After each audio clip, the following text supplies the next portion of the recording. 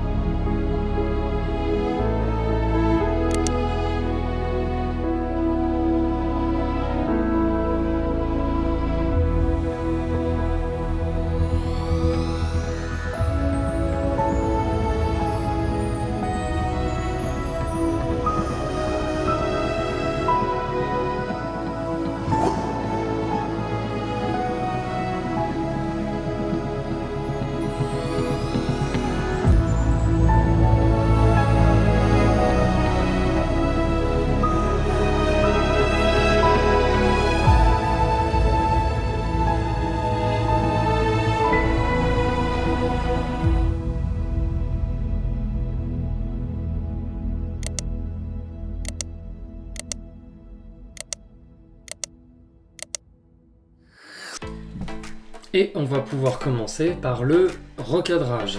Comme d'habitude, tu me connais bien, c'est en 4/5 pour Instagram qu'il faut choisir son format. Là, elle me paraît bien située, on est nickel. Ensuite, on va pouvoir aller dans l'optique et on va supprimer l'aberration chromatique et la correction de l'objectif. Déjà, il y a un tout petit changement. On va partir sur les lumières. Et dans l'exposition, on le voit tout de suite, elle est sous-exposée. Donc on va l'augmenter. Et suffisamment. Oui, là on est bien. Tout va se faire sur le mélange de couleurs. Mais au lieu de faire un réglage individuel, le rouge, l'orange, le jaune, le vert, le cyan, le bleu, le violet, le mauve, voire rose, on va partir sur un autre moyen. D'habitude, on ne touche pas à ce petit réglage là qui est à côté du titre mélange de couleurs. Là, le petit viseur. Le viseur, en fait, il est sous-estimé parce qu'il permet tellement de choses et en essayant d'être un peu plus curieux, je me suis rendu compte que c'était un vrai gain de temps pour les réglages des couleurs parce que quand je fais mes réglages de teinte, de saturation et de vibrance, ça me permet d'avoir vraiment un équilibre et une cohérence au niveau des dégradés. Donc, on va commencer, on clique dessus. Et on veut régler le bleu.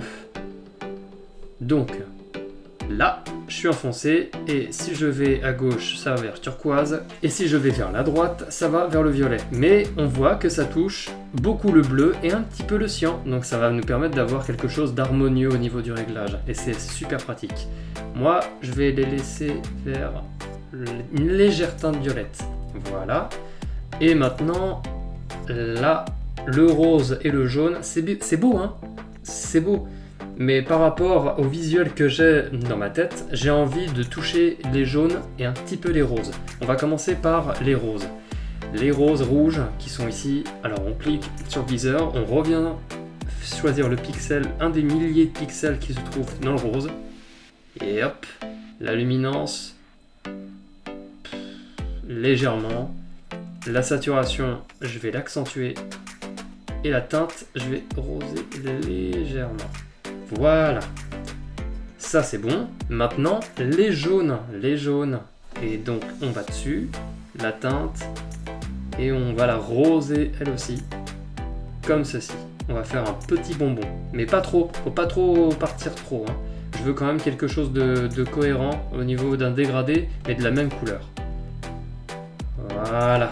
C'est bien. Saturation. Ouais. Accentuer mais très légèrement, pas plus. Et la luminance, un tout petit peu aussi.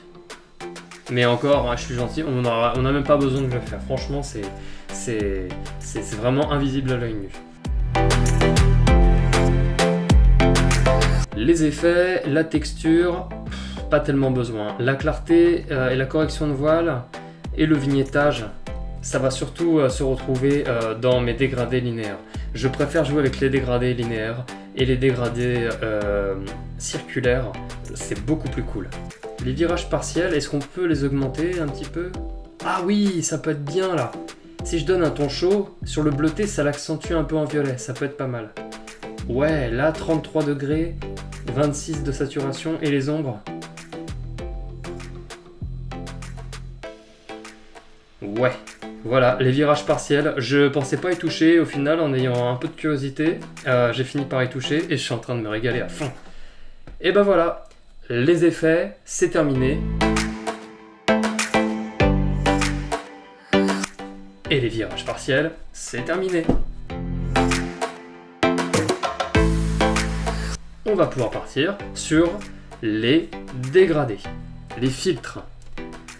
Linéaire, j'ai plus besoin, j'ai attaqué déjà la clarté pour le ciel, donc c'est bon. On va juste essayer d'éclairer un petit peu mon sujet, mais intelligemment. Je veux voir en augmentant l'exposition pour accentuer l'exposition et concentrer notre œil en premier sur notre sujet central.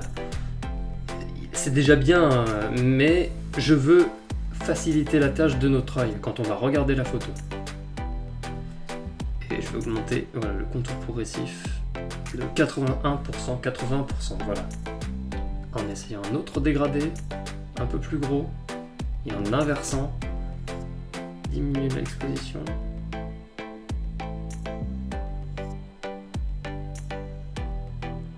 Ouais. C'est bon. Et ben voilà, je n'ai pas besoin de plus. Le vignettage dans les effets, ça a fait le boulot, ça a fait le taf. J'ai pas besoin de plus. Donc ma photo est officiellement terminée. Donc si je vois l'avant-après,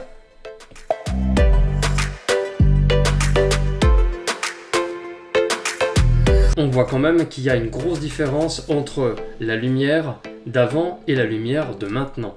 Cette exposition est très utile, surtout quand on a un fichier RAW et pas un fichier JPEG. Pour ceux qui sont encore débutants dans la photo et qui ont besoin de renseignements, prenez un fichier RAW tout de suite dès que vous pouvez. Dites-moi en commentaire sur YouTube ce que vous en avez pensé de cette vidéo et de cette photo en elle-même finale. Moi ça me fera énormément de bien de savoir ce que vous en avez pensé et vraiment je vais continuer d'en faire si ça vous a vraiment plu. Et si tu ne me connais pas encore, si vous ne me connaissez pas encore, sur Instagram vous tapez Scarclaw, c'est mon nom d'artiste, mais pour me trouver il faut mettre un X entre le Scar et le Claw. Je vous laisse la curiosité de regarder. En attendant, abonnez-vous, commentez, likez. Et comme je dis à chaque fin de mes vidéos et à chaque fin de mes descriptions sur Instagram, focalement vôtre.